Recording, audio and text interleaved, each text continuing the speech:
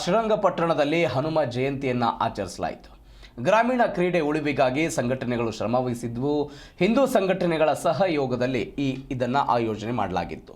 ಶ್ರೀರಂಗಪಟ್ಟಣದಲ್ಲಿ ಕುಸ್ತಿ ಪಂದ್ಯಾವಳಿಗಳನ್ನು ಆಯೋಜನೆ ಮಾಡಲಾಗಿತ್ತು. ರಂಗನಾಥ ಮೈದಾನದಲ್ಲಿ ಕುಸ್ತಿ ಪಂದ್ಯಾವಳಿಗಳು ನಡೆಯಿತು. ಶಾಸಕ ರಮೇಶ್ ಬಾಬು ಬಂಡಿ ಸಿದ್ದೇಗೌಡರು ಚಾಲನೆ ಕೊಟ್ಟರು. ಮಂಡ್ಯ, ಮೈಸೂರು, ಚಾಮರಾಜನಗರ, ಕೊಡಗು ಸೇರಿ ಹಲವು ಜಿಲ್ಲೆಗಳಿಂದ ಸ್ಪರ್ಧಿಗಳು ಭಾಗವಹಿಸಿದರು. ಗ್ರಾಮೀಣ ಕ್ರೀಡೆಯನ್ನು ಉಳಿಸುವ ದೃಷ್ಟಿಯಿಂದ ಕುಸ್ತಿಯನ್ನು ಆಯೋಜನೆ ಮಾಡಲಾಗಿತ್ತು. ಹಿಂದೂ ಸಂಘಟನೆಗಳ ಸಹಯೋಗದಲ್ಲಿ ವಿಭಾಗ ಮಟ್ಟದ ಕುಸ್ತಿ ಪಂದ್ಯಾವಳಿ ಆಯೋಜನೆ ಆಗಿತ್ತು.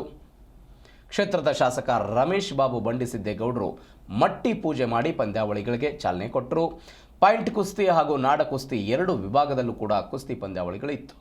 ವಿವಿಧ ಜಿಲ್ಲೆಗಳಿಂದ ಹಲವು ಸ್ಪರ್ಧಿಗಳು ಭಾಗವಹಿಸಿದ್ದರು.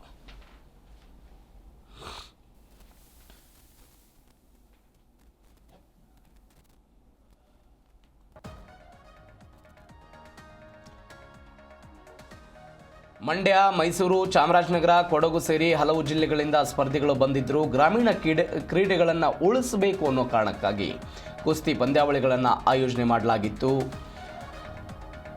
ಶಾಸಕರು ಇದಕ್ಕೆ ಚಾಲನೆ ಕೊಟ್ಟರು. ಪಾಯಿಂಟ್ ಕುಸ್ತಿ ಹಾಗೂ ನಾಡ ಕುಸ್ತಿ ಎಂಬ ಎರಡು ವಿಭಾಗದಲ್ಲಿ ಕುಸ್ತಿ ಪಂದ್ಯಾವಳಿಗಳನ್ನು ಆಯೋಜನೆ